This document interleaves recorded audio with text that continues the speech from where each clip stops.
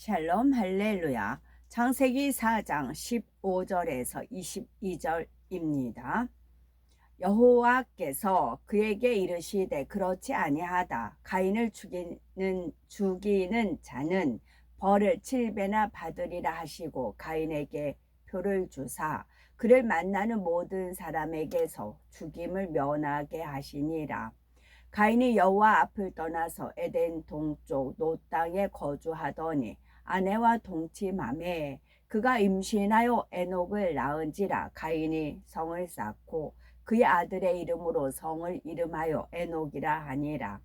에녹이 이랏을 낳고 이랏은 무후야엘을 낳고 무후야엘은 무드사엘을 낳고 무드사엘은 라멕을 낳았더라. 라멕이 두 아내를 맞이하였으니 하나의 이름은 아다요 하나의 이름은 실라였더라. 아다는 야발을 낳았으니 그는 장막에 거주하며 가축을 치는 자의 조상이 되었고 그의 아우의 이름은 유발이니 그는 수금과 퉁소를 잡는 모든 자의 조상이 되었으며 실라는 두발 가인을 낳았으니 그는 구리와 쇠로 여러 가지 기구를 만드는 자요 두발 가인의 누이는 나아마였더라. 아멘. 창세기 강의 89번째입니다. 가인은 동생을 죽이고 땅에서 유리하는 자가 되는 징벌을 받았습니다. 하나님께서는 이러한 가인을 아무도 해할 수 없도록 표를 주셨지요. 그 표는 가인을 보호하는 동시에 가인이 죄인임을 명백히 나타내 주었습니다.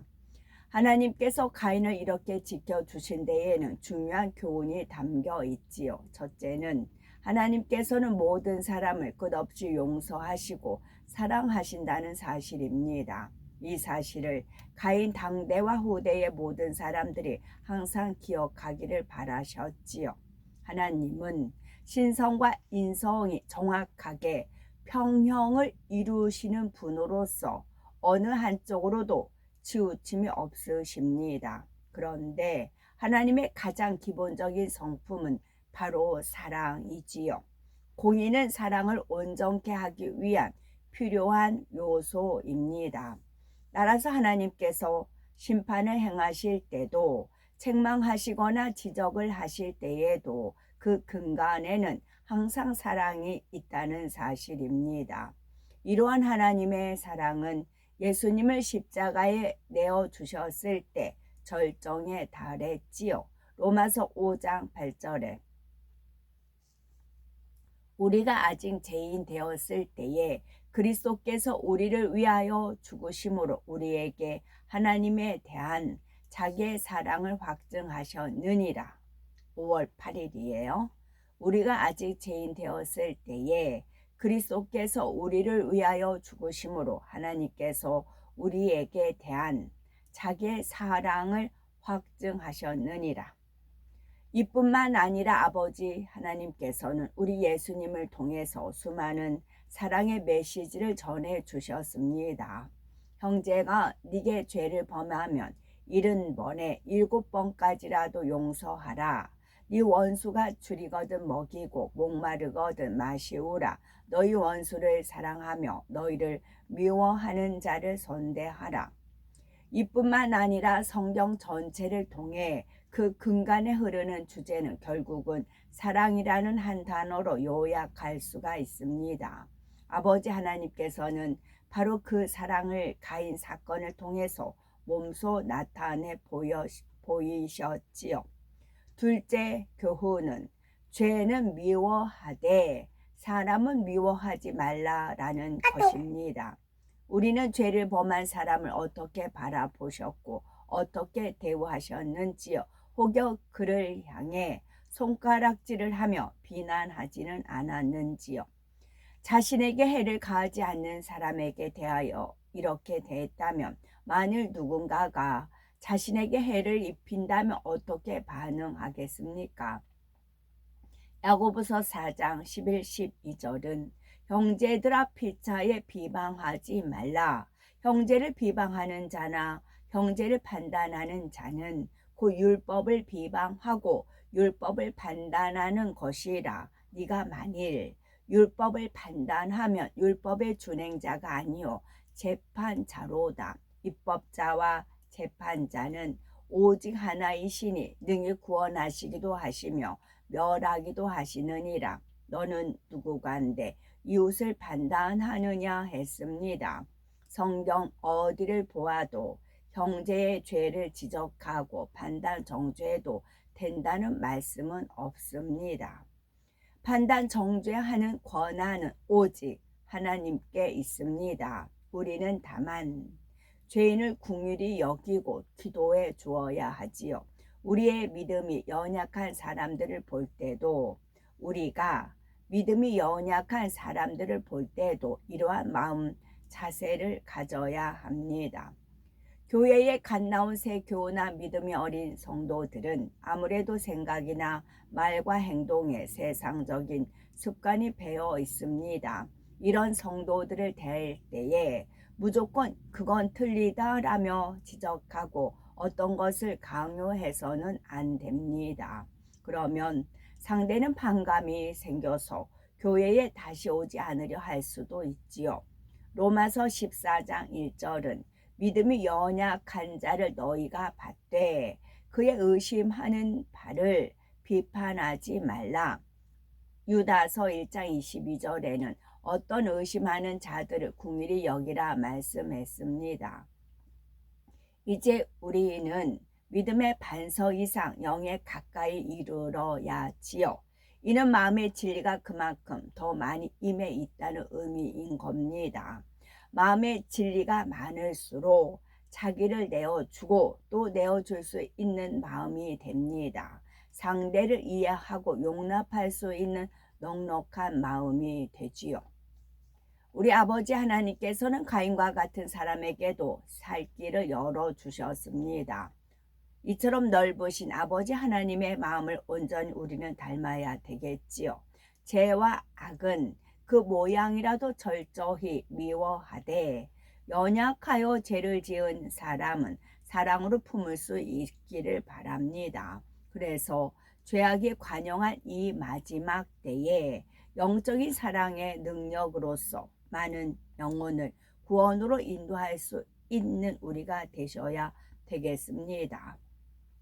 16절을 보면 가인이 그동안 머물렀던 곳을 떠나 새로운 땅에 정착하는 장면이 나옵니다. 가인이 여호와의 앞을 떠나 나가 에덴 동편 놋 땅에 거하였더니 했습니다.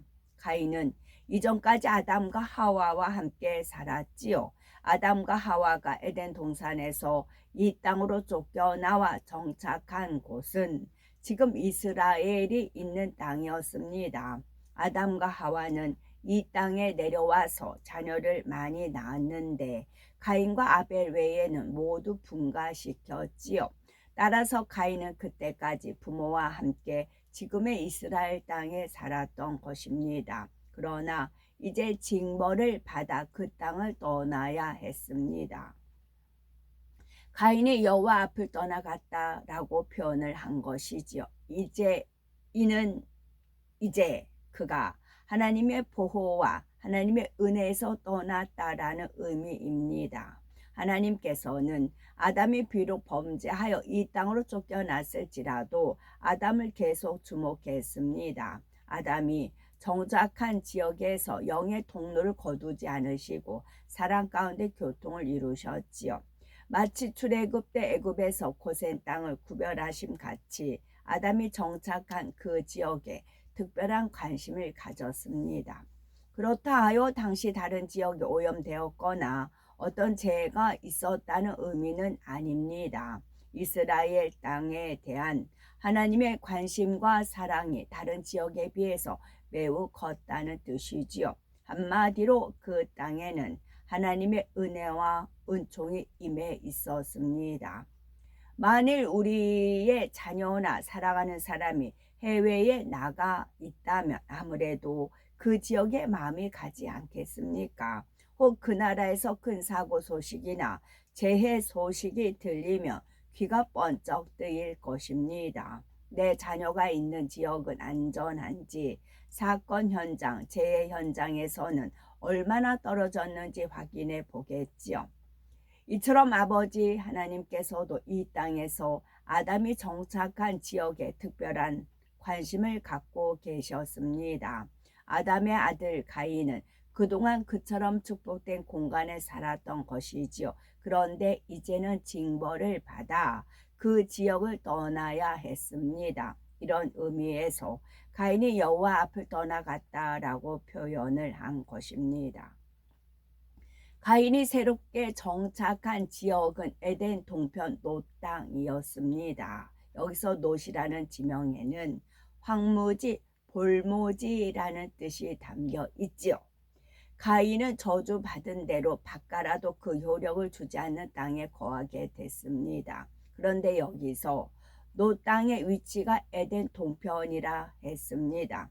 에덴은 둘째 하늘의 빛의 영역인데 그러면 롯 땅이 둘째 하늘에 있단 말일까요? 그렇지 않습니다. 아담도 둘째 하늘에 다시 올라갈 수 없는데 하물며 범죄한 가인이겠습니까? 그러면 여기서 나온 에덴은 어디일까요? 바로 에덴 동산으로 통하는 영의 통로가 있는 지역을 가리킵니다.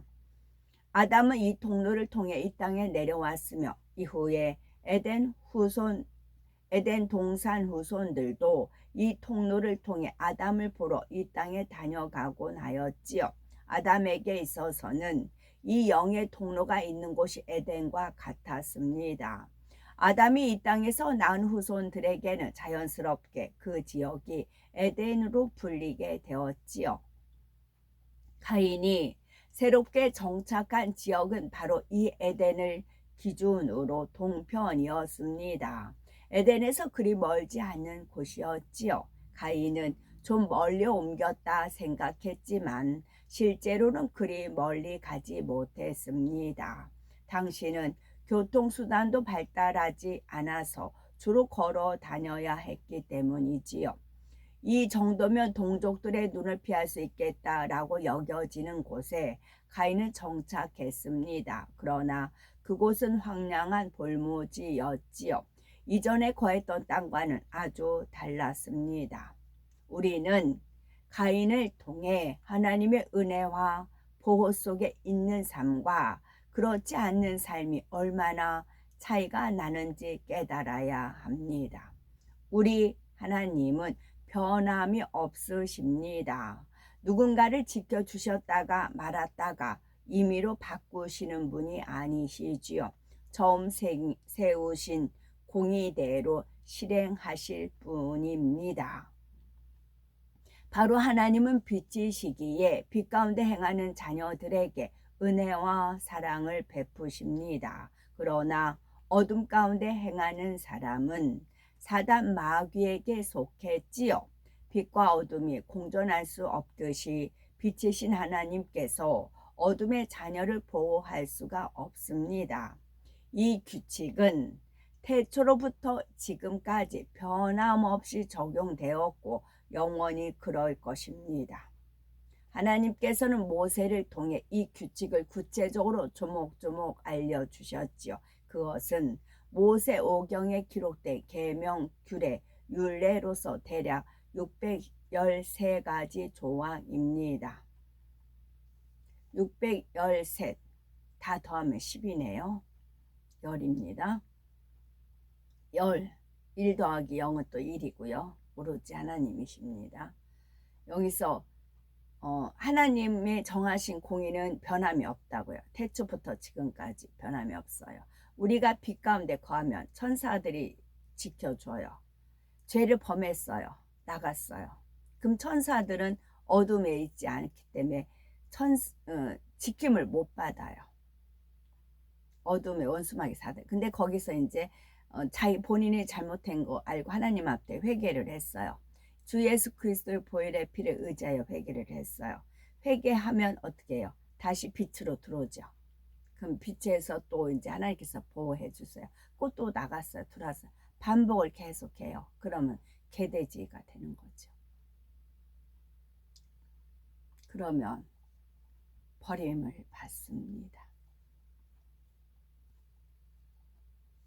그러나 온전히 빛 가운데 그러면 어떻게 원수마귀사들이 계속 이제 끈이 연결되어 있다 해서 그 끈을 끊기까지는 계속 전파를 보내죠. 죄를 범할 수 있는 그런 상황을 주죠. 그렇기 때문에 자꾸 이제 자기 자녀라고 끌어가요. 그럴수록 어떻게 해요? 계속 빛 가운데 거하는 삶을 살아야 됩니다. 하나님의 품에 안기고, 하나님의 품에 안긴다는 것은 말씀에 의지한다는 것. 말씀이 하나님이시기 때문에 하나님이 약속하신 그 말씀에 의지하는 겁니다. 그랬을 때 이제 어느 정도 양이 차면 하나님께서 만나 주시죠. 하나님께서는 이스라엘 백성이 이 율법을 지킬 때에 임하는 복과 어길 때에 임하는 화에 대해서도 명백히 알려주셨습니다. 대표적으로 레위기 26장과 신명기 28장에 자세히 기록되어 있습니다.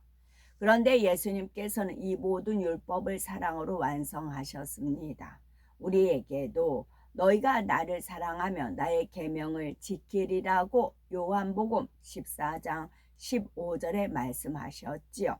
또한 요한복음 14장 21절은 나의 계명을 가지고 지키는 자라야 나를 사랑하는 자니 나를 사랑하는 자는 내 아버지께 사랑을 받을 것이요 나도 그를 사랑하여 그에게 나를 나타내리라 하셨습니다. 아버지 하나님을 주님을 사랑하는 사람은 하나님의 말씀대로 사는 것이 즐겁습니다. 하나님의 뜻과 반대로 행할 때 힘이 들고 괴롭습니다.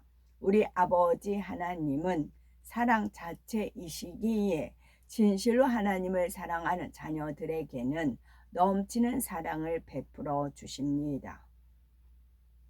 생명 싸개로 싸서 항상 보호해 주시지요.